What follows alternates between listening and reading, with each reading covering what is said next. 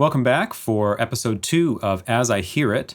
We're going to listen to 5 songs, 5 snippets of 5 vastly different songs in a wide variety of genres, analyze a little bit of what makes them amazing, and then take away something from them that we can use in our own music writing endeavors. So let's get into it.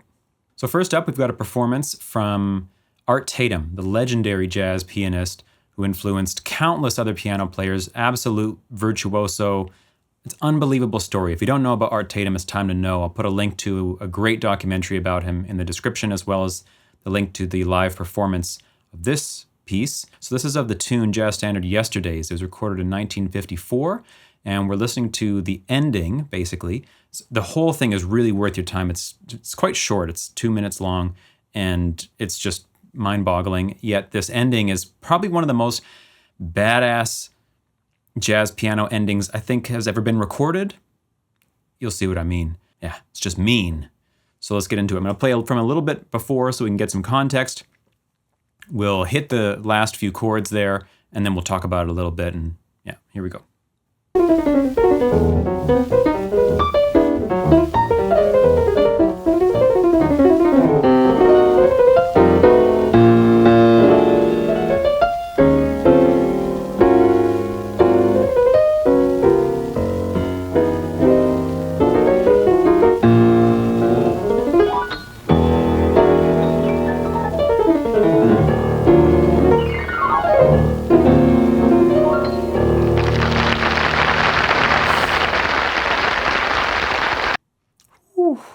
Love that. I must have heard that, 10 years, 15 years ago or something like that for the first time, and heard that ending. I was like, what is that? Oh my God. All this stuff's happening. And then all of a sudden, so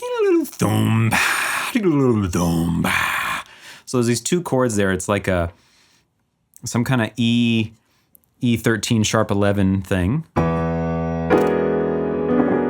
to or F flat, I guess, to an E flat minor major 9.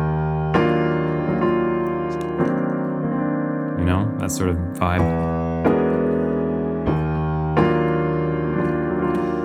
Here it is again. Let's just rewind a little bit.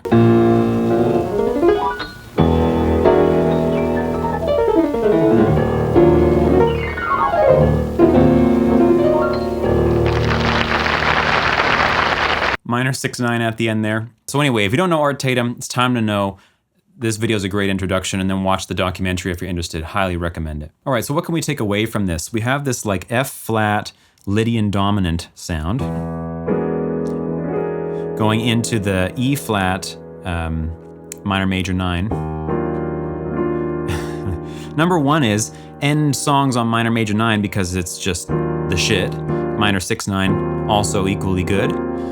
And then this change of the flat 2 Lydian dominant into the 1 melodic minor. That's basically how I look at it, right? Because the 1 chord here is essentially a melodic minor mode, and you can stack it however you want, right? I've got the 6 and the 7 in there now, natural 6 and 7 and the 9, and you can put the 11 in too. There's a lot of sounds you can do there. Anyway, that's what I take from that. All right, next up we've got a country song, and this is a song called Blessings by a group called Florida Georgia Line. Florida Georgia Line. It's like a mainstream sort of pop country thing, but it's very sort of beautiful, touching song, I think. Nice chord progression, and we're going to talk about a chord substitution that happens in the first verse, happens in each verse, just once in each verse. Very tasteful, just, it's one of these things that goes, And I feel like you don't hear this very often in a lot of pop music, this change. I'll point it out when we listen here. I'll play from the start and I'll point it out and then we'll talk about it. So here it is.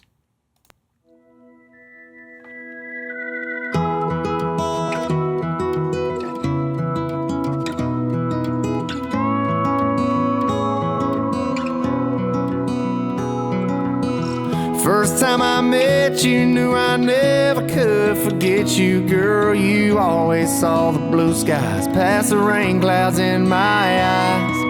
There's music in your laughter from the floor up to the rafters. You're that happy ever after I've been after my whole life. Who knows? Isn't that so nice?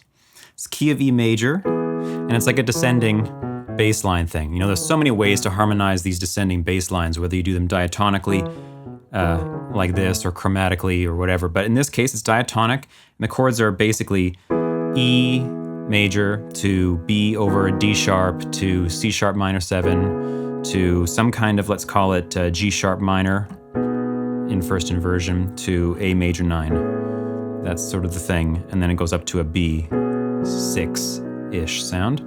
And then the next time it goes, it's, well, I guess this would be the third time in the song this happens. It's coming down E into B into C sharp minor. And now instead of the G sharp minor, we get a E7 in second inversion. So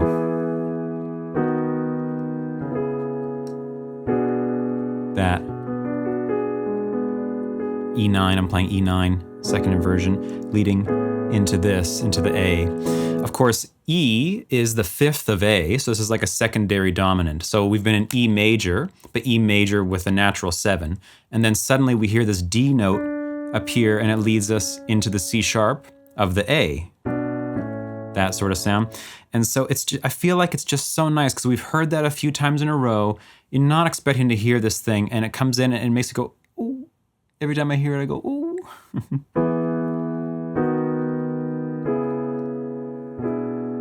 You know, this has been going on for centuries, this kind of change, the secondary dominant change. It's not like that's some new thing that, you know, has never happened before. But in this tune, at this spot, with the thing, it just feels right. So let me play that bit again here. Blue skies past the rain clouds in my eyes. There's music in your laughter from the floor up to the rafters. You're that happy ever after I've been after my whole life. My takeaway from something like this is, whether it's a descending bass line or something else, keep the bass note the same, but reharmonize that bass note in a new way just one time, and bonus points if you can make it functional or meaningful or logical, so that it actually relates to what comes before and next, as opposed to just being, I don't know, some cool vertical sound, vertical slice that you put in there. It has horizontal meaning. You know, that means like along a time axis, horizontal meaning in relation to the other chords and melodies that's going on at the time. Okay, up next, we're going to talk about rhythm, and we're going to do so through a tune written by a man named Clare Fischer. This one is called Rockin' in Rhythm, and it's like, as far as I understand what they call this, a Cuban 6/8 feel, and it has this melody that goes over top of it that's just, the rhythm of it is brain-breaking for me. I mean, I can intuitively sing it and do the thing, and then I went for this video to try and work out what it actually was, so I could be like, hey, look at me, I know what rhythms are, hey? And I was like, I have no idea what this is. I can't even figure it out. I eventually did, but it took me a long time. So Rockin' in Rhythm, it's gonna have a little doom, doom, doom, doom, doom, like bass line outlining the 6/8 feel, and then this melody is gonna come in, and let's just listen to it first. 1, 2, 3, 4, 5, 6, 1, 2, 3, 4, 5, 6, 1, 2, 3.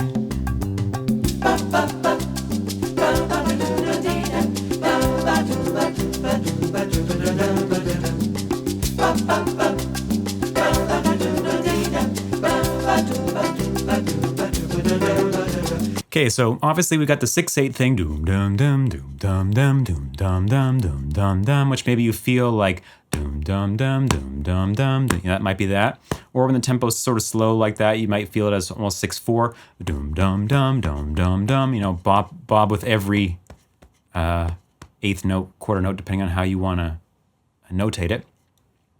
And then it starts out simple enough with the offbeat eighth notes being accented.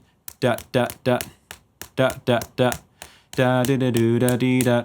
Then it starts to emphasize the dotted eighth notes, if you want to call it 6/4, the dotted quarter notes, almost as if that's a 4/4. And then you get this dum ba dum ba dum ba dum ba dum ba da da da da, and it just sounds like an eighth note swing in almost like a 4/4. Dum ba dum ba dum ba dum ba dum ba da da da da, while the dum dum dum dum dum dum dum dum dum dum dum goes underneath it. So it's like the melody, to me, feels like it's superimposing like another feel on top of the 6/8. Maybe this is totally common in the Cuban 6/8 groove world. I don't actually know. I'm totally ignorant of that. But to me, this is like this crazy polyrhythmic sort of feel that's layering these two feels together. And depending on how you tilt your head, if you focus on the melody, you start to feel this like slower 4/4 thing. And then if you like hang back on the bass and the percussion, you feel this like 6/8 thing. So let's try listening again. Okay, before that, let me just point out the 4/4 feel, because that's the 6/8 feel. I just did the 1, 2, 3, 4, 5, 6. And then if you kind of feel it as a 4/4, you might get 1, 2, 3, 4, 1, 2, 3, 4, 1, 2, 3, 4, 1, 2.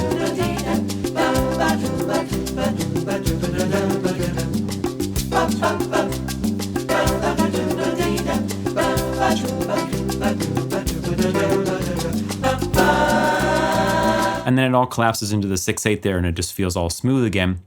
You see what I mean? Dum ba doom ba doo ba doo. You know, that sort of thing. That to me feels like we're hearing this 8th note swing. A doom ba doom ba doo ba doo. I love that. It's just like these two things, they're simultaneously pushing against each other, yet they work, right? Which is the polyrhythmic thing in general. My takeaway from it is finding ways to use divisions, to use rhythmic divisions, to superimpose, basically play or emphasize a polyrhythm over top of another groove. You know, this sort of thing happens if you take like triplets, 1, 2, 3, 1, 2, 3, 1, 2, 3, dun dun dun dun dun dun dun dun. But then you emphasize them in groups of 2, dun dun dun dun dun dun dun dun dun dun dun. And then if you take those accents and treat that as a new beat,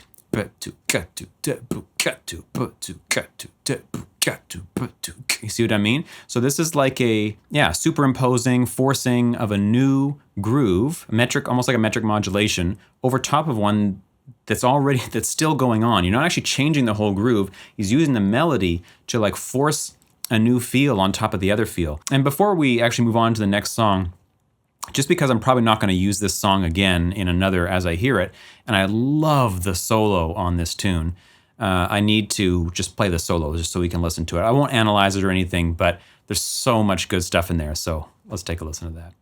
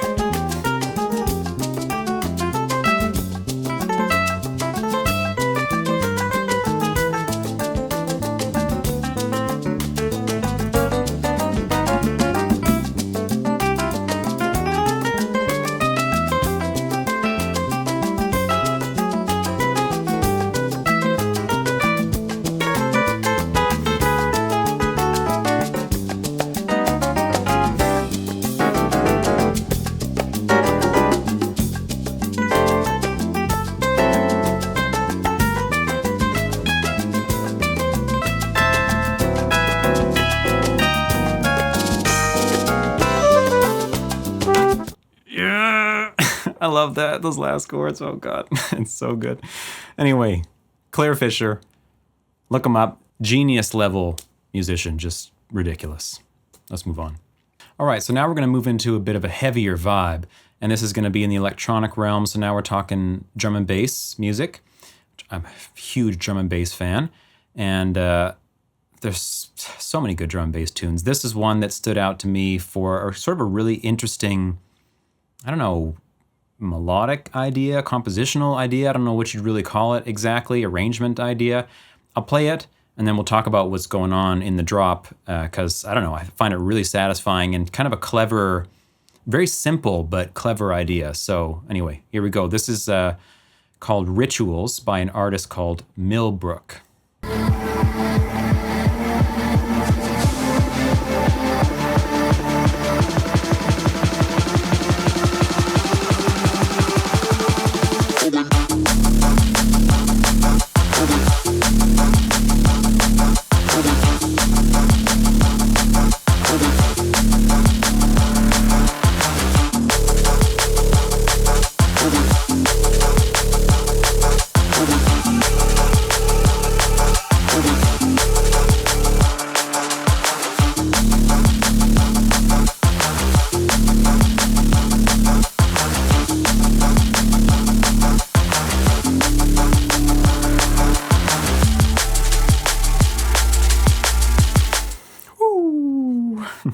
What do I like about this?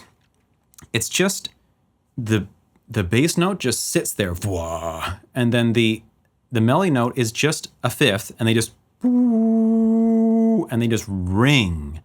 Now, of course, it's coming after the flat 2, so you get the like tritone vibe, of course, which is just makes the thing sound like aggressive and cool. Then, so the first time it's flat 2 to 5, then it's flat 3 to 5, reaches up higher, then back. Later, we're going same vibe, but up an octave now. 4 times. Then back to so flat 3 5.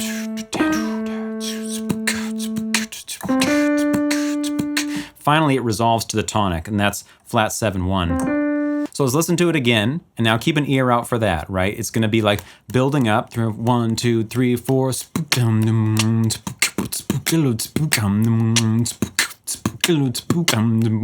So there's no bass on the downbeat, but it comes in on the snare on beat 2, da-do, and just listen to that interaction between low bass note and that sort of inner type, I don't know what you want to say, upper melody, I don't know. Anyway, here we go again.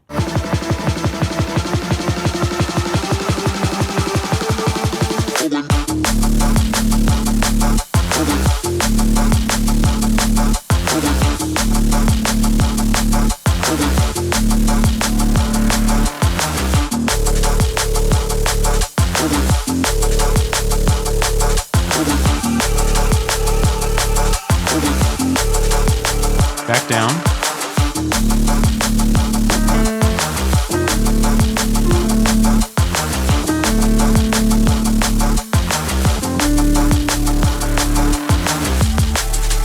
My takeaway from this is the power of a single interval, the power of a single interval when they're spread like this. You know, when things are close, you know, now I'm playing them like in the same octave, or like this even, you know, they sort of fuse in a way, and you can't really pull them apart, but when you start to spread them,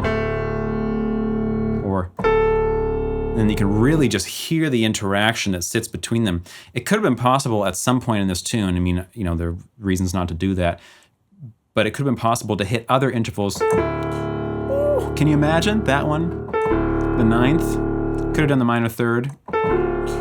It's a bit dark. At some point, could have done major 3rd, like with the flat 7.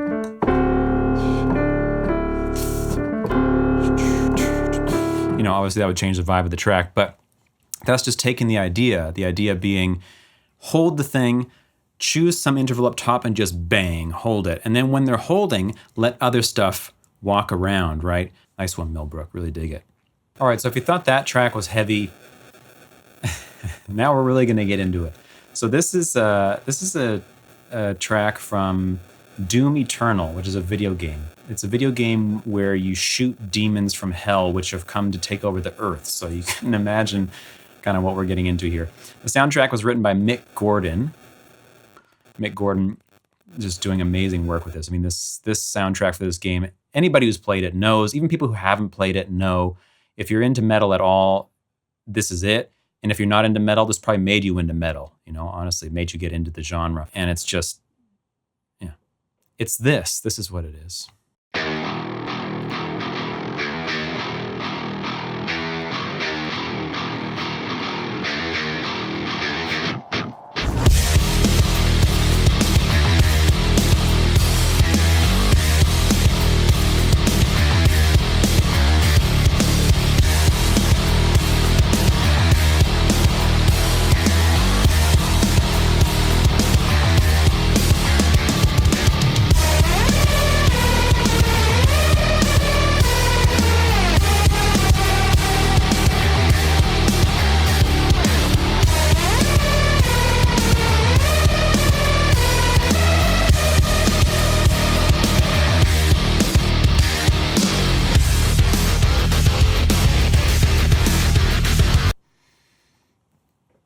Fuck.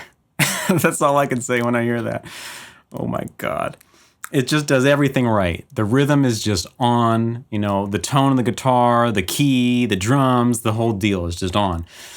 So anyway, what I want to talk about with it is actually a sort of melodic thing, is a riff-based thing. But in general, this is a principle that I go on about various videos and streams about defining a play space or defining a set of limitations and then breaking them.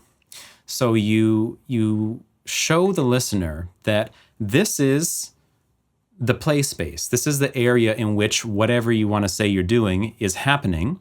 They learn that instinctively, and then you go outside of it, and it gives you this feeling of like, whoa, I didn't know there was more. Here, this E flat note is sounding to me, as an instinctive listener and player of metal, that sounds sort of like that should be the lowest note in the thing. You know, this is the open string, basically. And yet, at the end of the riff comes even lower, a D note. And in a sense for me is like, whoa, I didn't realize that was possible, you know, without saying those words. That's the feeling. It's like, damn, we've just gone outside of the play space that you defined.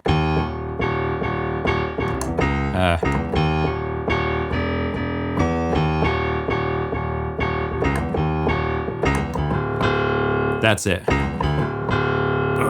Right? You've been hearing this E flat the whole time, and that seems like that's the bottom. That's as low as we get. And then all of a sudden, I can't even sing it right now, but you know, like we get down there. So the interesting thing, I don't know if Mick was thinking about this. At the beginning of the tune, right before it would get to hit that low D note, he doesn't play it and he goes ch-ch-ch-ch or something like that, like he mutes instead of actually playing the notes. So you don't even get to hear it yet.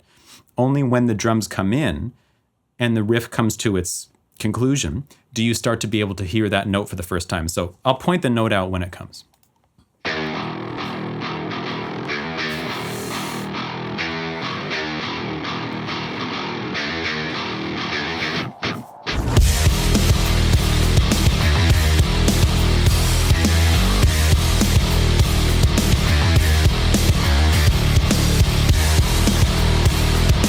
See what I mean? It's like this one's getting hit the whole time, and then all of a sudden, oh no, now we go down here. You know, you didn't know we had these. You didn't know we had these Ds, right?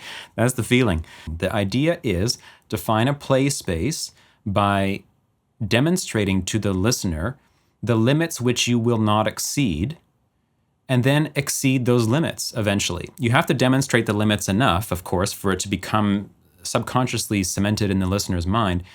And from there, you can exceed them in a number of ways. This is one possibility melodically, and it's going deeper than, which also does happen in electronic music and other metal as well. But it can happen in any realm of music, in any genre, and with any element of music. So that's it. That's all the tunes for today. If you enjoyed the video, please let me know in the comments or with a like. I'm happy to hear anything you have to say about these tunes, or if you've got your own favorite moments, go ahead and post some recommendations for me for other episodes. I'm always into it to hear what you're into. So thank you for watching. Appreciate you. Hope you have a good rest of your day, and I'll be back again with another one at some point. Bye.